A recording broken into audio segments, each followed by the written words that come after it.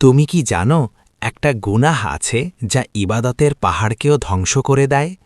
সে গুনাহের নাম অহংকার। ইবলিস কি কাফির ছিল? না, কিন্তু অহংকার তাকে জান্নাত থেকে জাহান্নামে নামিয়ে দিয়েছে। আল্লাহ বলেন, অ্যাবা ওয়াস্তাকবারা ওয়া কানা মিনাল কাফিরিন। সে অহংকার করল এবং কাফিরদের অন্তর্ভুক্ত হয়ে গেল। সূরা আল বাকারা আয়াত ৩৪। রসূলুল্লাহ সাল্লাল্লাহু আলাইহি ওয়াসাল্লাম বলেছেন, লা ইয়াদখুলুল জান্নাতা মান কানা ফি কলবিহি মিসকালু যাররাতিন মিন কিবর। যার অন্তরে অণুপরিমাণ অহংকার থাকবে সে জান্নাতে প্রবেশ করবে না। সহিহ মুসলিম। অহংকার মানে দামি কাপড় না। অহংকার মানে সত্যকে অস্বীকার করা, মানুষকে তুচ্ছ করা।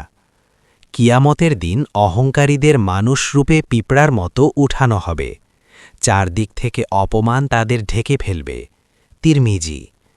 কিন্তু সুখবর হল যে আল্লাহ জন্য বিনয়ী হয়, আল্লাহ তাকে উঁচু করেন।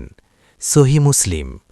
নিজেকে বড় ভাবলে পতন অবশ্যম্ভাবী, আর আল্লাহর সামনে নত হলে সম্মান নিশ্চিত।